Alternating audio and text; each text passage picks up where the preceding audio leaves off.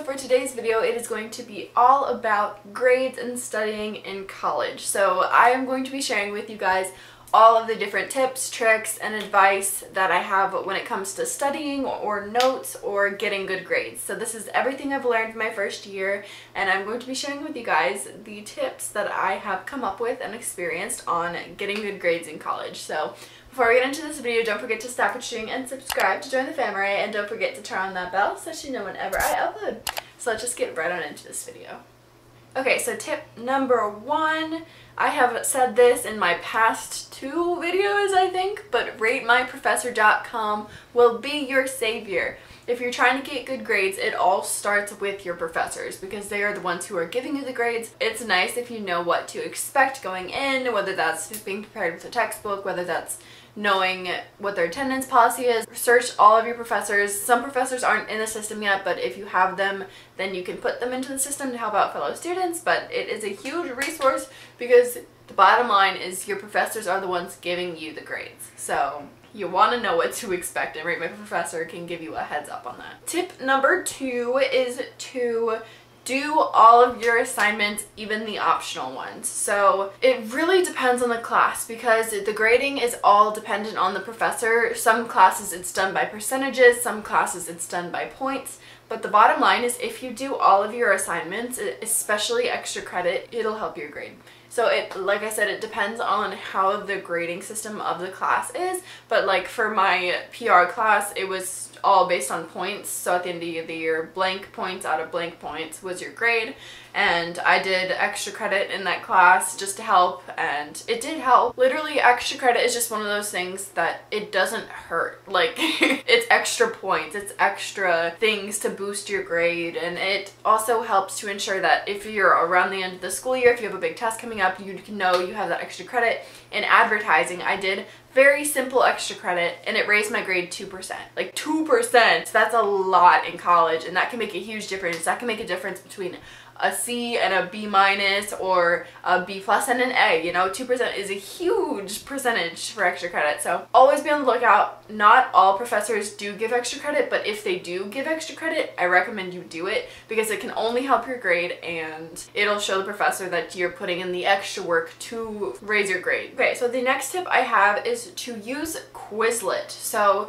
Quizlet honestly changed my life. It depends on the type of person you are. Some people like doing their studying online, some people like doing it hard paper studying. I do a mixture of both, so sometimes I will write out my notes, sometimes I will go through and highlight things, but Quizlet is a super great resource. It's free and you can literally just make flashcards, and this got me through finals my fall and spring semester, I believe. And it doesn't have to be just a word and a definition. Like it can be so many things. Like it can be like, list the 3 things in this, and you can list the 3 things, and they have games where you can learn the cards and you have to type in the answer. So it's a super great resource for when you're trying to learn things or study. And they have an app, so I personally like making the flashcards on my computer and then I have it on my app so I can just anywhere I am. Like I did it when I was hanging out with friends. I just went through the Quizlet because I had a quiz the next day, so it's super nice. Get the app, you can study wherever you go. And that's another tip, is just, I think it's for if you study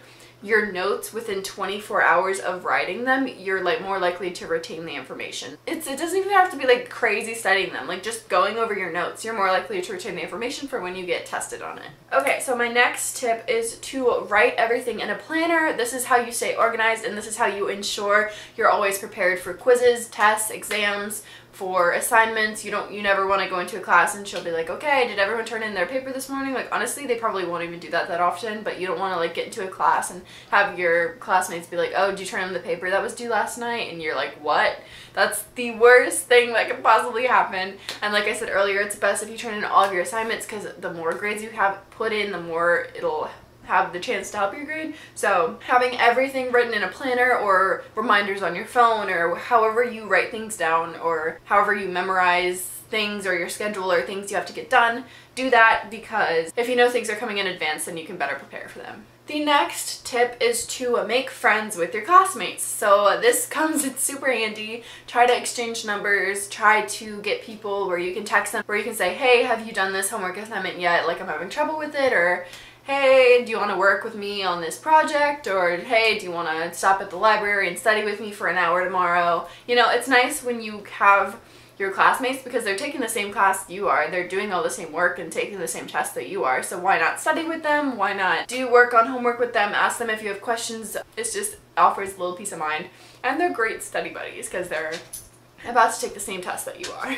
The next tip is to live by your syllabus. This will ensure that you know what assignments are coming up, how they grade, how much of this paper is your grade. It's just super nice. And for me, a lot of my syllabuses had exactly the format the paper had to be in. So it would say it had to be 12 times New Roman, double-spaced, APA style, and it said it all in the syllabus. So it's a super helpful tool to make sure you're always turning in what the professor wants, because they will take off points if it is not in the format that they want. So this one I already kind of touched on, but it's start studying in advance. Like I said, if you start studying 24 hours after you take the notes or learn the information, you're more likely to retain it. But if you study in advance, you have more time to retain it rather than cramming. But like I said, if that works for you, good, you do you. You have to take breaks. When you're just sitting down, especially during midterms and finals, if you're just like cramming your brain, you're gonna eventually get full and stop retaining information because your brain can only take so much studying and you can get tired. And so it's so important to take breaks because during my first finals week of college, I was cramming, like not even cramming, like I was studying in advance, but there was so much I had to learn. So I was just doing it, studying, and I didn't give myself a break and I got burnt out. Give yourself breaks, even if it's like a 15-minute break, like just listening to music, coming down, relaxing, giving your mind a break, and then going back to it. I promise you will be so much more productive if you take little breaks here and there rather than just studying for hours at a time. Okay, so the next thing is to highlight and color code. This is depending on the type of person you are. I love highlighting my notes. Something that I personally do every single time before a test, no matter what the class is I will go through my notes. Some teachers give you a study guide, some teachers don't. I have gotten a good amount of study guides. I use the study guides. I will highlight all of my notes, or I'll print out the notes if they're slides and I didn't write them down. I will always have a paper copy of my notes. I will highlight exactly what's on the study guide, exactly what I need to study, what I need to learn. I will color code it to where, like, if I know it, I'll check it off, or if I need to work on it, it'll be another color. So color coding and highlighting is a huge way. It's a great study tip, it's a great study technique, and it kind of makes it more fun because you're adding some colorful things into it. So I think that's just a good tip. It can help with studying. And I've also heard that if you write your notes while saying it out loud, sometimes that can also help you retain information. Oh, the mitochondria is the powerhouse of the cell. Sometimes saying your notes verbally while writing them can help. I don't know if I'm the only one who does this, but I find it really helps. Me and my friend Jordan do this, so I know not everyone does, but we talk to ourselves when we're studying, and I really do think it helps you retain information. Like when I'm on Quizlet, I will go through my flashcards and say, okay, this is this and these 3 things go with this, and like I will just verbally say it while going through the flashcards, because I feel like sometimes verbally saying it, you're like making yourself pay attention, because I feel like sometimes when you're studying and you're just reading stuff, you're kind of mindlessly going through it, you know what I mean? So when you verbally say it, you're acknowledging it, and I feel like I don't know what it is, but when I like go through flashcards, saying the things, it goes so much faster. I learn it a lot faster. So that is just a tip. I highly recommend you try it. Let me know if it works, but that definitely works for me and a few of my friends as well. So another tip is kind of funny, I think, but it is remember how expensive college is, because honestly, if you're like in a rut and you don't want to study and you don't want to do your homework and you just don't care and you're just not going to show up for a huge exam, or you're not going to do something, just remember how expensive college is and how much money is going into you going to school. I don't know why, but that's one of my huge motivators. Whenever I'm like, I don't want to do this, I'm like, nope, there's like $10,000 going into me being here right now, so I gotta do this dang paper, you know? So it's just something that, it's a little something, but it motivates me to like do my work. When I'm the least motivated, I'm like, no, there's so much money going into me being here, I'm going to do this freaking paper, you know? So yeah, that's just a funny kind of random tip. So the next tip is to Aim for a good schedule. Now this obviously is very difficult because registering is intense for classes, but you are way more likely to go to class and to stay in class and to be on time if you have a good schedule that works with you and what you like. You're way more likely to go to class if it's not at 8 a.m. You know what I mean? If you like your schedule and you're comfortable with it and the times work for you and the type of person you are, then you're way more likely to be in class, and being in class leads to learning the information, which leads to doing well on homework and tests and exams and stuff. So try your best to get a schedule that works for you and that you like, because you're more likely to go to your classes and do well in them. Ask your professors questions. Now, a lot of times I would ask my professors, I'd be like, hey, I'm planning on writing about this for the essay. What do you think? Do you think that's a good idea? I was planning on doing it this way. Like, is that okay?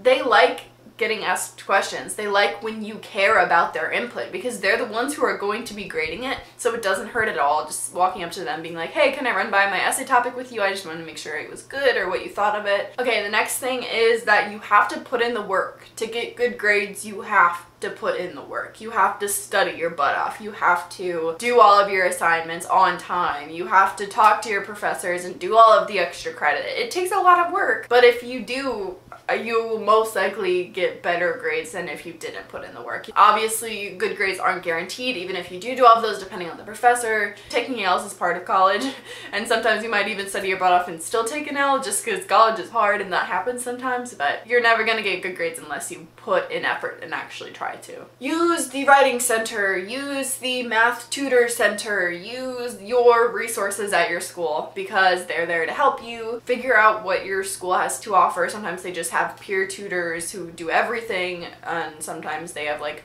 a math lab where they can help you with math homework, or they have a writing center to help you with papers and everything. So take advantage of those resources, because they're only going to help you improve your paper, make sure you don't have dumb little grammar errors or citation mistakes. It'll just help your work be overall more professional, polished, clean, and it's always good to have someone else take a look over your work, and if you don't understand something, they can explain it to you so that you perform better on tests and everything. So take advantage of the resources that are there to help you on campus. So my very last tip is to just figure out what works for you.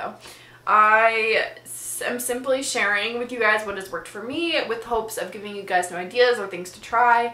Obviously, not everything I say is going to work for every person watching this, but that is why my last tip is to figure out what works for you, because you're never going to know unless you try. And it's always good to try new things to see if new things work, and it's always good to just, you know, expand your horizons on possible ways and hearing other people's experiences, and I hope it helps. That's the whole purpose of this video, is to give you guys advice and tips on things that has helped me to hopefully help you as well. And like I said, obviously not all of these will work for every person, but I hope this video did help in some way, shape, or form. Alright guys, well that is it for this video. I really hope you enjoyed it. Don't forget to give it a thumbs up if you liked it. Comment below any video requests. Congratulations to this person for being this video's shout out. Thank you for supporting me. Stop watching and subscribe if you joined the family, and I will see you guys in my next video. Love you. Bye. Mwah.